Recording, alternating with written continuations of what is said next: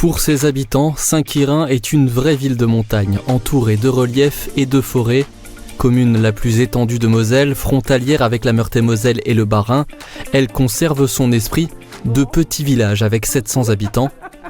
Et forcément, ici, tout le monde se connaît. Francis, le vice-président de l'Arape, n'est-ce pas ? Bonjour, monsieur. L'énigme du jour, c'est ce morceau de pierre. La statue de Saint-Quirin a perdu son pied. Les services communaux sont sur place. Mais il est tombé de l'église ou Non, à la fontaine. Quirinus, un martyr romain du IIe siècle, protège la commune depuis la création du prieuré au Xe siècle. Devant la fontaine miraculeuse, on retrouve Dominique, la présidente de l'association de recherche archéologique. Alors, Saint-Quirin a perdu son pied ? Comme le prieuré date du XIe, XIIe siècle, on a véritablement un village qui est très ancien. Ce qui fait la caractéristique de cette église priorale, c'est d'abord le fait qu'elle soit authentique dans son architecture, et puis la présence de ces clochers à bulbes couverts d'ardoises, qui est quand même assez exceptionnel.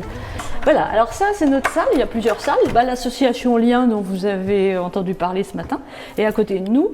Et nous on a la salle qui s'appelle Epona à cause des découvertes archéologiques qu'on a faites récemment. C'est là où on reconstitue les céramiques qu'on a trouvées en fouille. Quand on va faire des expositions au CHR ou dans des colloques, on parle de Saint-Quirin. Alors, et ça fait venir aussi des gens. Il y a un focus qui est fait sur ce village et son environnement, qui fait que les gens, tout d'un coup, se disent « Ah bah oui, c'est vraiment intéressant ». On savait qu'il y avait un prieuré, qu'il y avait un bel orgue, mais en plus, on sait aussi qu'il y a du patrimoine depuis l'époque gallo-romaine. Ici, les bénévoles font vivre le village, comme l'association Lien qui s'occupe notamment du dépôt de pain. Ça s'est monté de manière associative.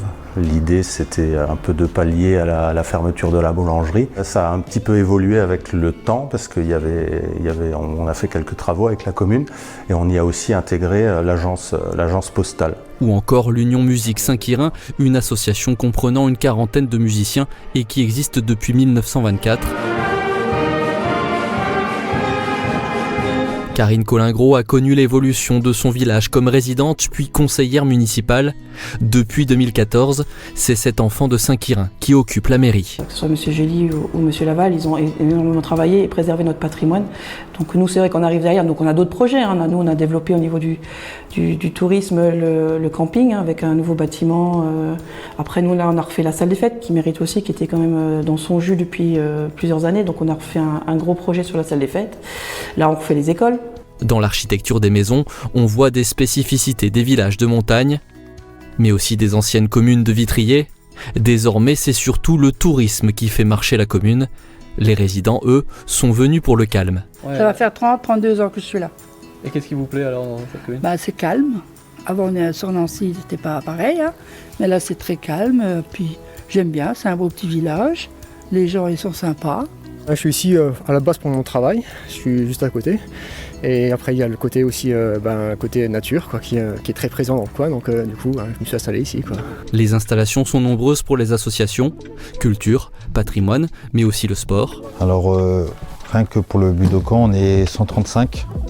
Après, vous rajoutez les licenciés du foot et puis des autres associations. Donc pour nous, on est 135, c'est déjà pas mal, c'est déjà un beau club. Beaucoup de villages aux alentours viennent justement s'entraîner, faire du sport à Saint-Quirin et profitent des associations, que ce soit culturelles ou sportives du village. Traversé par le GR5, Saint-Quirin fait venir de nombreux vacanciers avec son camping, ses randonnées et ses hôtels-restaurants. Le village est même l'un des 2 seuls de Moselle à pouvoir arborer le label des plus beaux villages de France.